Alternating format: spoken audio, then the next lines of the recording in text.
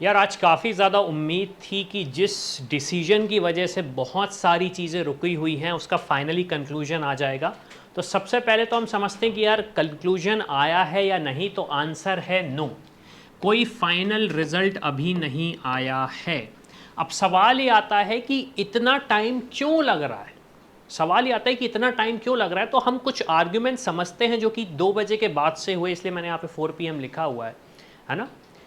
सबसे पहली चीज़ तो कुछ आर्ग्यूमेंट्स ये हुए, मतलब जो पिटिशनर थे उनका ये कहना था कि हम इसे 2 पार्ट में एग्ज़ाम कर देते हैं, एक तो पार्ट 1 और एक पार्ट 2 कर देते हैं, ताकि जो फेयरनेस है वो सबको मिल जाए।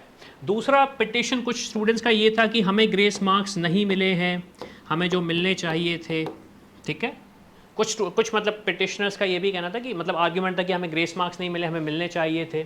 कुछ इंडिविजुअल केसेस थे, तो इंडिविजुअल केसेस तो एक्चुअली एंटरटेन नहीं हुए। ठीक है, इंडिविजुअल केसेस तो एंटरटेन नहीं हुए, लेकिन जो मेजर केसेस थे वो एंटरटेन हुए।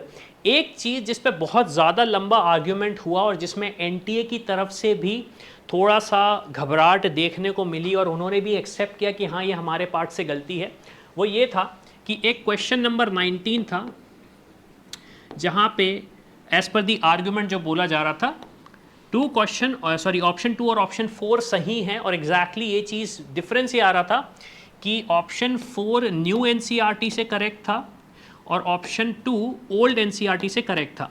अब सबसे इंपॉर्टेंट चीज़ हमें ये समझनी पड़ेगी कि यहाँ पे कन्फ्यूजन क्यों हो रहा है। कन्फ्यूजन इसलिए हो रहा था कि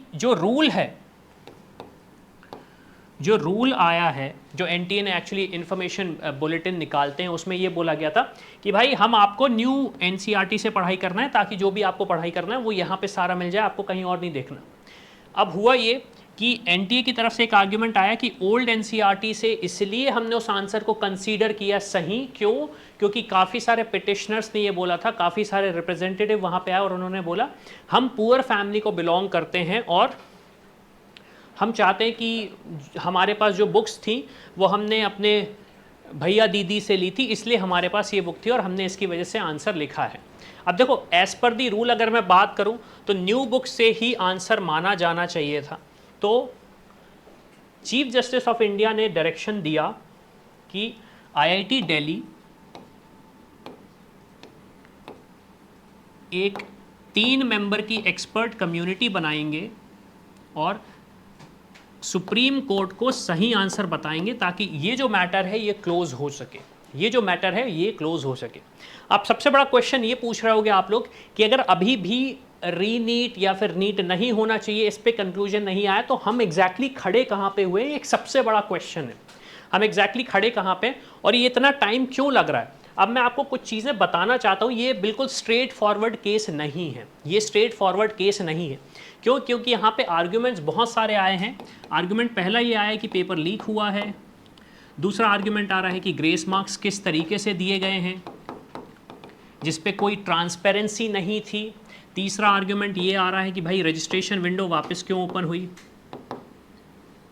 रजिस्ट्रेशन विंडो वापस क्यों ओपन हुई। जो बच्चे 8th क्लास 9th क्लास से रजिस्ट्रेशन करना चाहते हैं, मतलब प्रिपरेशन करते हैं, वो रजिस्ट्रेशन विंडो कैसे मिस करते हैं और एक नई रजिस्ट्रेशन विंडो स्टार्ट होती है। फिर चौथी चीज़ आई कि भाई एसबीआई के पास पेपर था, कैनरा बैंक के पास पेपर था, फिर गलत पेपर कैसे स्टूडेंट्स को बांट दिए गए। पांचवी चीज़ ये आई कि अगर पेपर वापस लिए गए तो वापस हर स्टूडेंट से क्यों नहीं लिए गए जिनको कैनरा बैंक का क्वेश्चन पेपर मिला था, कुछ ही स्टूडेंट से लिए।